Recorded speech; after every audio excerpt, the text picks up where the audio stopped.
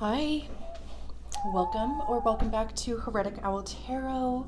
My name is Liz, your guide on this journey on this channel. I want to say, first of all, thank you so much for such a positive response to the human design profile videos. I know, obviously, if this is your first time, welcome. But the last time I put out videos, I said that I was going to be focusing more on the human design profile readings versus doing both those and the zodiac sign readings. And I also said that was just the guidance that I received, basically. So I feel like, it's following my strategy and authority, following that feeling. So, that's what we do, even if it doesn't make sense to us. So there is a link in the description below if you don't know your human design profile. Even if you don't know anything about human design, this isn't necessarily to teach you about human design or, kind of be so advanced that you don't get it. This is more just message by profile because it's just an added element, a different way of receiving messages outside of your sun, moon, rising, right? So it is still about the tarot message. And of course, I do generally give some sort of blurb about each profile before we begin. So with that being said, we're using the Oracle of Destiny and the Muse Tarot today. I was kind of like, for a couple days, I was just kind of like whining to myself because I haven't bought any new decks and I can't even tell you how long. But then I was reminded that I had bought this deck and another one these were probably the last, this deck and the other one is probably the last decks that I bought. And I just kind of put them on a desk out of the way and totally forgot about them. So I was glad that it, kind of presented itself like, hello, I'm here, I'm new. So we're going to use it and the Muse. What was that? The World? Oh, that was the Wheel. Interesting, because I've seen that a lot lately. Anyway, let's get into it. Great. I hope everything is in frame. I can't see the screen, but I'll check after we get all of the cards out. So hopefully it's not very annoying right now. So I usually have some sort of diddly to share with you about your profile at the beginning of each one of these readings. And this time, actually back in July, I found this series. I believe it was on Facebook, and unfortunately the person who created it didn't put their name like in each one of the slides or whatever, so I don't know who did this. I can't give them credit, unfortunately. But the series was called The Archetypal Defense Mechanisms of the Not Self series by Profile. So, we tend to focus more on like the quote unquote positive aspects of each profile. We don't usually touch on the other side, which is just as important, right? So let me know if this sounds like you. It says 2-5, they are unaware of being paranoid. They behave as though they don't care what others think of them when they are caring more than anything. Thus they alienate, oh my gosh. Thus they alienate themselves without understanding why. Let me just read that one more time because for whatever reason my throat did something there. They are unaware of being paranoid. They behave as though they don't care what others think of them when they care more than anything. Thus, they alienate themselves without understanding why. So yeah, does that sound like you? I mean, you definitely have the double projection field with that second line, Hermit. That's, I mean, I guess most times both projections are like fairly positive, but with the second line, it said that you have a hard time seeing like your own natural gifts, your own natural aptitude, which is why you kind of need like other people to recognize those things in you. But so, you know, you have the fifth line, which operates best with strangers. So, you know, you may be called out by strangers like, hey, you're really good at this, or I could see you doing that because you're really good at this. But if you, like many fifth lines, right, like have had a negative projection occur one too many times, you know, have it, you could develop that paranoia. And especially, you know, with that second line on the conscious side, you might have a hard time recognizing it as paranoia, or, you know, just kind of like you know, being a bit sketchy about people, like, what, you know, what is your intention here, right? Like, what do you want from me? And which is, you know, I mean, it's not necessarily like a super duper bad thing, because it is like, you know, do I want to live up to this person's projection, right? So, you know, it's kind of that dance that fifth lines do, second lines apparently need to do. It's very interesting. I'll close the sliding door in a second too. It was nice out, so I had it open, but I realized it might be kind of loud. But let's get your oracle card out.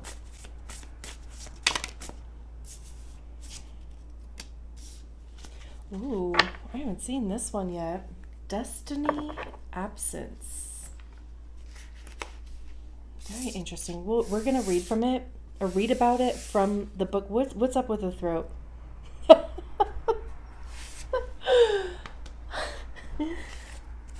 I have a defined throat, which is even funnier, but like anytime, you know, everything that I start, any sensation, anything that starts happening.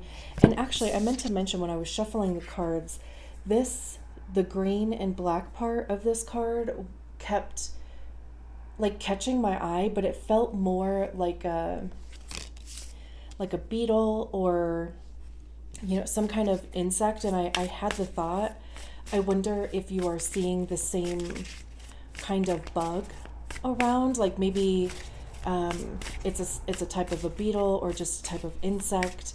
And if you have, look up the totem meaning for that, because I feel like anytime that happens to me and I do finally actually look up the totem meaning, for one, it resonates. For two, I stop seeing that bug. It's like the message was received type of thing. We have the Ace of Swords. That's a great way to start. Love that. We have the Moon and the Hermit. Okay. We have the Empress in reverse. That's interesting. I don't shuffle reversals into my decks, so when they come out reversed, I leave them that way. But that came out, I think, reversed. like it was reversed in the deck, which is also kind of interesting. I don't know how that could have happened, but did you see that? And then the Nine of Swords in the reverse. We have Temperance at the bottom of the deck, the Ace of Pentacles, the Star card. Beautiful. Okay, let me make sure everything is in frame. I'm going to close my door. We'll get into it. Looks good to me. Hopefully it looks good to you. Let's find this Destiny. Okay. All right, you can stare at the card if you want to. I will read about it. It says, the line of destiny runs vertically up the palm from the wrist and represents all the gifts we received at birth and the risks that our temperament holds. When it is not visible on either hand, however, it does not mean that we do not possess distinctive characteristics or gifts at birth. Rather, it indicates a feeling of scorn toward conditioning and that we have total freedom and important life choices. The divinatory meaning, sometimes we do not know as children what we want to do when we grow up. This can be frightening, but also conveys a great sense of freedom. Allow yourself to experience everything. Be confident in experiencing new things in life. This is the best way to discover your true talent. That is very interesting, especially like having that second line, because you might like, if you have, like done any type of reading into human design or even your profile or just the lines in general, that second line, the thing about it is that natural aptitude, that they call it like the easy breezy, some call it like the something genius. Now, of course, I'm like, I can't find the word for it, because what is up with the throat? Like, what is going on with the throat? It's like, is it like verbal vomiting? Either way, like whether you have a defined throat or not, is it not saying something? Is it, like fear of speaking in some capacity, or not wanting to be confrontational or something? Because again, like there's something going on with the throat. And that started when I started this reading. So I don't know. Yeah, I'm blaming you. Okay. But again, right? Like with that second line, it is hard to see those things within yourself, which is why you need other people to recognize those things. But if you're wary or paranoid, and I'm just mentioning paranoid because of that thing I read in the beginning, you might not believe it. You might just like brush it off as like, no, I don't even know where you're getting that from, but no. Maybe it's something that you don't find you have an interest in, or I also kind of was getting this like feeling about like being burnt out, like of people. And as I was shuffling, it was kind of being reminded to me about the second line needing your hermit time, which is interesting that the hermit card came out, because you need that time to rejuvenate, not to hide those. So it's very kind of like, what is your intention, right? Like just as much as it may be, what are other people's intentions? When there's like an expectation or something put on you like that, it's very much like, what is your intention also as far as like retreating goes. But all of this is to say, and we'll of course just get into the reading, but it's interesting that this card came out. Like, are you kind of in a place where you're just like, I don't even know what I want to do with my life? Are you feeling like you, for some reason, have to pick one thing? Like, is there some sort of pressure being put on you in some capacity where you have to choose a niche or choose one thing to focus on? So we start with the Ace of Swords. Swords have to do with our minds, mindset. Like I said, what is your intention? It also speaks of divine truth, logic, it's objective truth. It's also new ideas, new inspiration. Aces are new, right? It's a new beginning. And we can also see in this card, this could be a download of some capacity, because there's this spotlight almost, or just this hit going right into the middle of their head, literally. So this could even be just like inspiration out of nowhere. It could be a new idea out of nowhere. Maybe even just something for you to just like chew on for a little bit. And we have this owl here, which talks about, wisdom. Owls are like guardians also, I feel. But technically, traditionally, I think generally, owls represent wisdom and knowledge, which again, with the swords, is perfect, right? I mean, you could be learning something new. I also see swords as being the card of ego, because that's generally where we hear our mind, or our ego is in our minds. And our ego is created by the stories that we attach to experiences, to feelings, whether they were ours or not, or whether somebody imprinted that story or belief onto you. But it's, it becomes the reason why we do and don't do things. What creates our personality and our identity, right?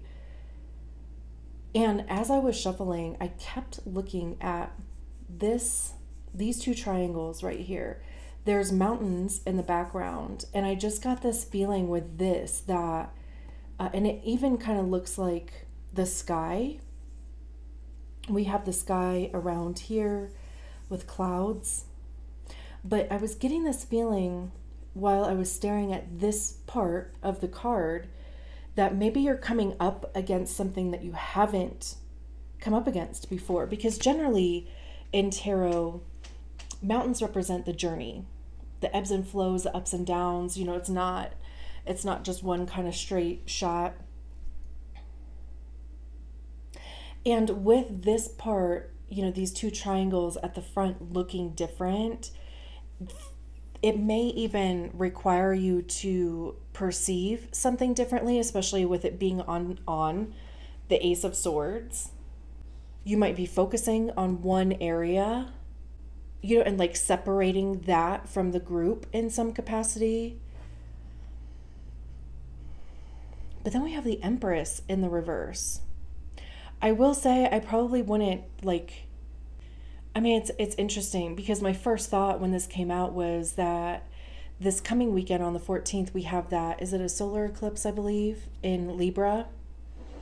And the Empress is attached to Libra because it's ruled by Venus. Libra and Taurus, actually, which we have another eclipse at the end of October in Taurus, which is actually really effing interesting. There could be something, because this card, it doesn't feel negative. And if anything, it seems like it's highlighting planets more than anything else, because upright, the Empress talks about expansion, beauty, nurturing something into existence. The Empress is generally pregnant, which, of course that is expansion, right? It's expanding your family if that's something you're interested in, but also,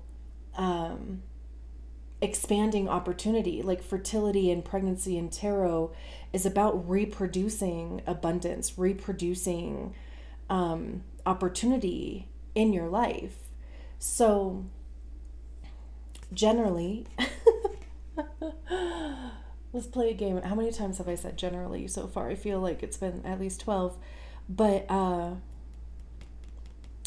in the reverse position, it's usually like the opposite meaning.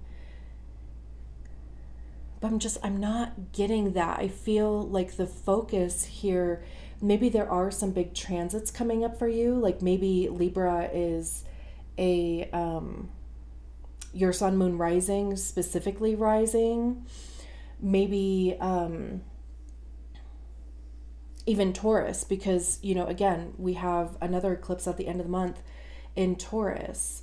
So, I believe that the effects of the Libra eclipse is going to unfold over the next year. And the Taurus eclipse, I believe, is going to be active for the next 6 months.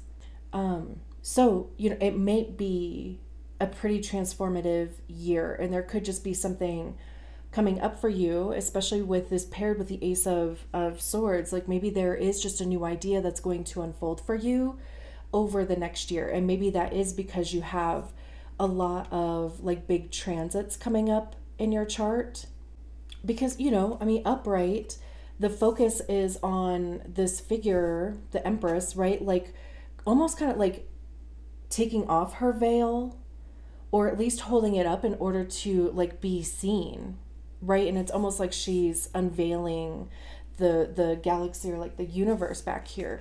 But when it's in the reverse, the focus is on these planets. So again, I just kind of get this feeling that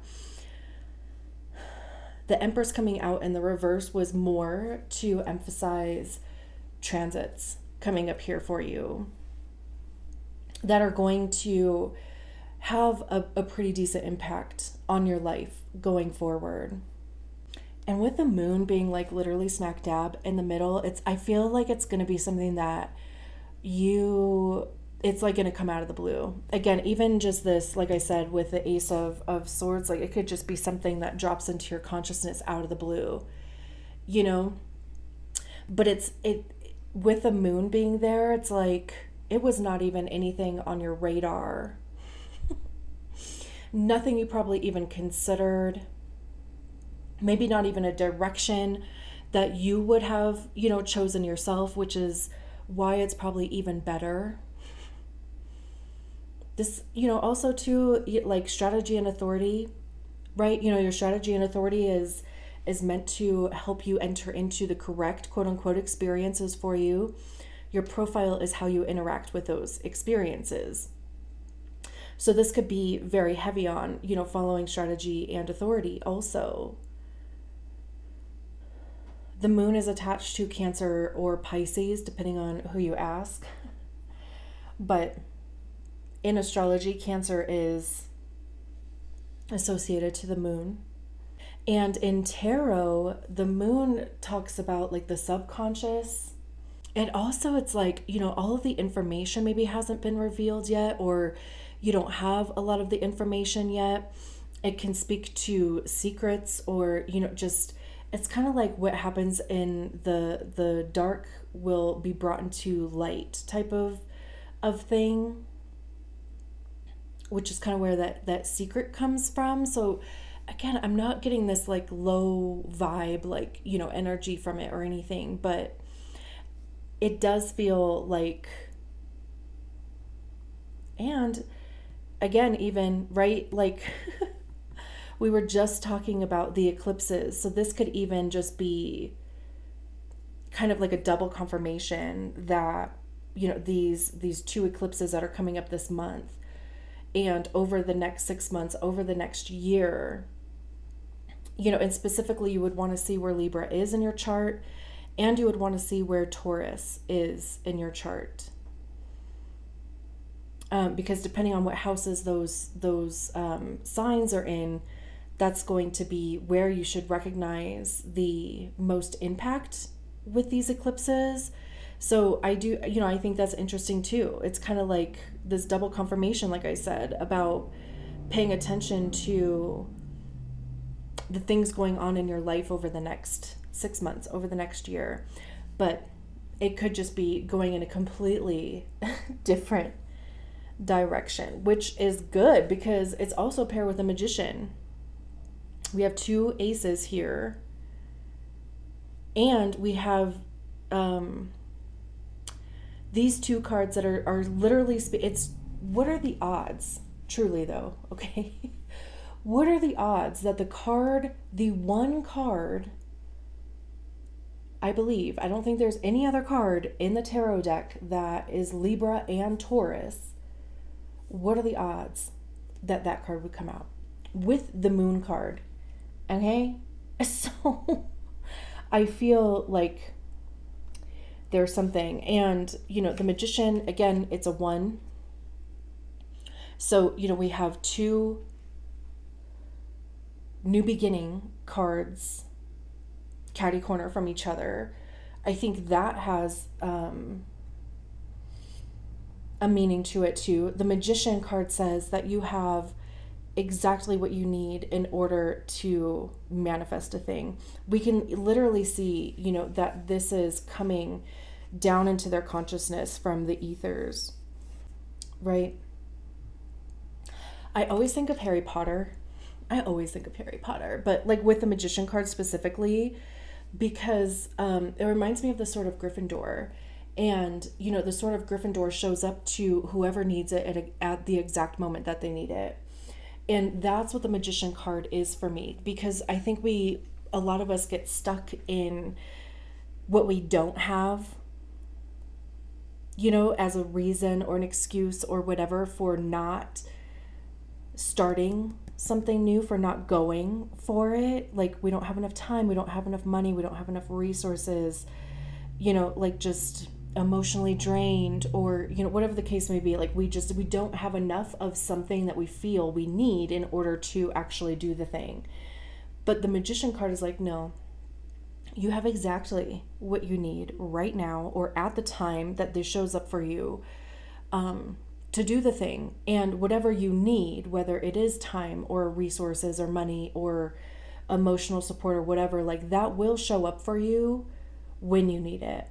And with the Hermit card, this is a card of Virgo.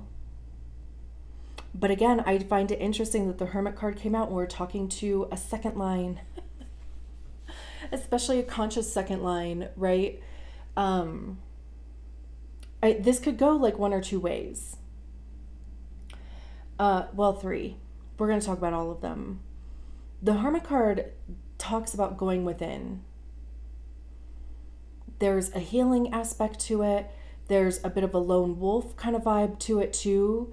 But it's like, you're the only person that can go on this journey. Like, this journey was created, built, will unfold specifically for you. This could be, like also just recognizing that, because again, going back to this Magician card, if you're like, I don't want to do this alone, or I'm scared, or I don't feel validated, or, whatever the case, this is relying on yourself. Not to mention, like, look at this, even the two sunbursts here coming out. That's interesting. Just, the correlation between that. But it might just need to be where you get comfortable in a place where you might have to do a lot of this yourself. And truly, again, right? I mean, nobody can but you. You're the one that has the idea. You're the one that sees the vision. You're the one that's going to have to execute it, even if it is by yourself at first. It could be needing to go into hermit mode and really get clear on that, because this can also speak to meditation. So it might just, if you're unclear, like even the Destiny card was talking about, like if you don't know, at least you don't know enough, but you feel like it's there somewhere, because no doubt you do. Maybe it's a matter of meditation, maybe finding a guided meditation that you like. I like Steve Noble. He has a lot of different guided meditations that are great. Like, I mean, there's truly something for everybody on there. If you need a guided meditation, like if you're not just somebody that can sit there and actually quiet your mind and get into the zone, which is okay. There's nothing wrong with that. But also, even speaking to that hermit line, like there is something within you, like there is something inherent, whether you see it or not, there is, because that is part of your design. So it could even be needing to allow yourself the space or time to recognize what that is. Maybe even dropping a little of that paranoia with the Nine of Swords in the reverse, in order to allow other people to help you, like recognize that or bring that out of you a little bit. Because the Nine of Swords in the upright, it does talk about like fear, anxiety, overthinking, losing sleep at night. In the reverse, it would be the opposite for me. So it's kind of like whatever is discovered, in the Hermit card, whatever that is, because we talked about a couple different ways that could go for you, depending on your situation, of course, too, right? So however which way that ends up going, it's not going to create stress. It's not going to create fear. If anything, too, right? Because even in this card, there's these like upright. It seems like she's almost holding this like curtain together. To me, that's how it looks, or holding like the veil together, and then they're sleeping down there. And then, whatever this orange, orange and red is like, to me it kind of seems like all of the worry and anxiety and like all that stuff. So with it being in the reverse, it almost like it feels like these little dots are like being poured in for it's. I wish I could just like transfer my thought and feeling, because it's like more of a feeling than it is a thought, and I'm having a hard time explaining what the feeling is. Even down here, right? Because like I was saying at the beginning, how these triangles, it could just be something different that you're having to face, or just uncharted waters, or whatever that is, to where it's different than the kind of traditional mountain landscape back there, right? But now it's kind of shifted, and it's shifted even texture, it shifted color. This, it looks like clouds. This looks like wood to me, but these are both obviously air cards. This could even be, getting into some sort of creative, like getting into your creativity in some capacity, even if that's just like creative thinking. Maybe it's even like new ideas coming out. But again, with these two cards, the Hermit, and we were talking about meditation and quieting the mind. The nine of Swords upright is like the opposite of a quiet mind. So with it being in the reverse, this would tell me that would be successful. That you would successfully discover something in Hermit mode, whatever that Hermit mode looks like for you. And then we have Temperance at the bottom of the deck, which is Sagittarius. It's attached to Jupiter, I believe. Moon phases here again.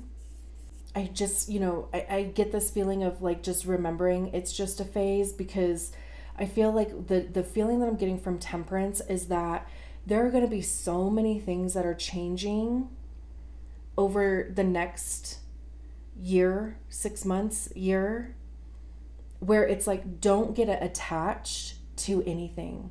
Don't get attached to an outcome.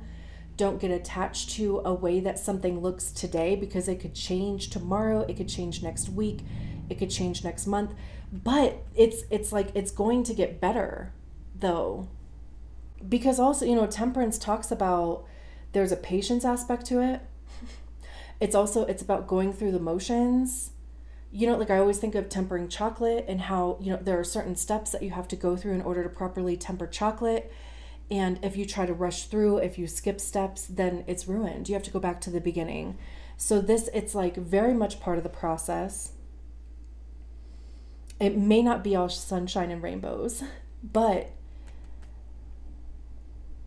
there is going to be some sort of, like, again, don't attach yourself to any outcome.